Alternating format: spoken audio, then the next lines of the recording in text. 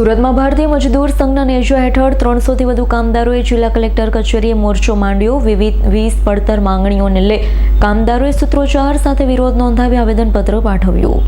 સુરત કલેક્ટરાલયે ભારતીય મજદૂર સંઘના નેજા હેઠળ 300થી વધુ કામદારો પહોંચ્યા હતા. સુરત કલેક્ટરને આવેદનપત્ર આપી જણાવ્યું હતું કે પગાર વધારવા, પેન્શન યોજના ફરી શરૂ કરવા, કાયમી ભરતી કરવા અને કોન્ટ્રાક્ટ પ્રથા બંધ કરવા સહિતની વિવિધ માંગણીઓને લઈ ભારતીય મજદૂર સંઘ દ્વારા વિરોધ કરવામાં આવ્યો છે. કામદારોએ કેન્દ્ર સરકારના લેબર કોડ કાયદાનો પણ વિરોધ કર્યો હતો. કામદારોનો આક્ષેપ છે કે વધુ કામ કરાવવામાં આવે છે, પરંતુ તેની સામે યોગ્ય મહેનતાણું આપવામાં આવતું નથી. કલેક્ટર કચેરી ખાતે મોટી સંખ્યામાં કામદારો એકત્રિત થઈ ઉગ્ર સૂત્રોચ્ચાર સાથે પોતાની માંગણીઓ રજૂ કરી હતી. આગામી દિવસોમાં માંગણીઓનો ઉકેલ નહીં આવે તો ગાંધી ચિંધ્યા માર્ગે વધુ આંદોલન કરવાની ભારતીય મજદૂર સંઘે ચીમકી આપી છે.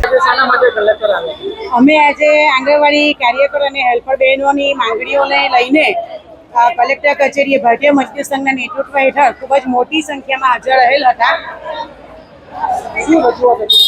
અમારા મુખ્યત્વે 5 પ્રશ્નો હતા. એ મુખ્ય 5 પ્રશ્નો લઈને આજરોજ આવ્યા હતા. સૌથી પહેલો પ્રશ્ન એ હતો કે આંગણવાડી બહેનોને લઘુત્તમ વેતનમાં સમાવેશ કરવો. બીજો પ્રશ્ન જે હતો તો આંગણવાડી બહેનોને આંગણવાડી સિવાયની અન્ય કોઈ પણ કામગીરી સોંપવી નહીં.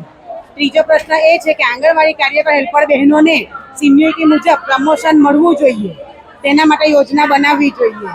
ચોથો પ્રશ્ન એ છે કે આંગણવાડી બહેનોને આંગણવાડી સિવાયની અન્ય કોઈ પ્રવૃત્તિઓ કરાવવી જોઈએ નહીં. તેમજ આંગણવાડી બહેન પાંચમો પ્રશ્ન એ છે કે દરેક સ્ટેટમાં દર વર્ષે 10% માનદ વેતનમાં વધારો મળે છે આંગણવાડી બહેનોને, તો ગુજરાત જેવા સક્ષમ રાજ્યોમાં પણ સરકારશ્રીએ 10% વધારો માનદ વેતનમાં દર વર્ષે બહેનોને આપવો જોઈએ. અને પાંચમો પ્રશ્ન એ છે કે કેન્દ્ર સરકારની ગાઈડલાઈન મુજબ 65 વર્ષની ઉંમરે રિટાયરમેન્ટ હોવું જોઈએ. તેને બદલે ગુજરાત રાજ્યમાં 58 વર્ષે રિટાયરમેન્ટ હોય છે, તો 58ની જગ્યાએ બહેનોને 65 વર્ષ કરવા જોઈએ. આ મુખ્ય 5 માંગણીઓને લઈને આજે અમે ખૂબ જ મોટી સંખ્યામાં હાજર રહેલ છીએ કલેક્ટર કચેરી. Bureau report S9 news Surat.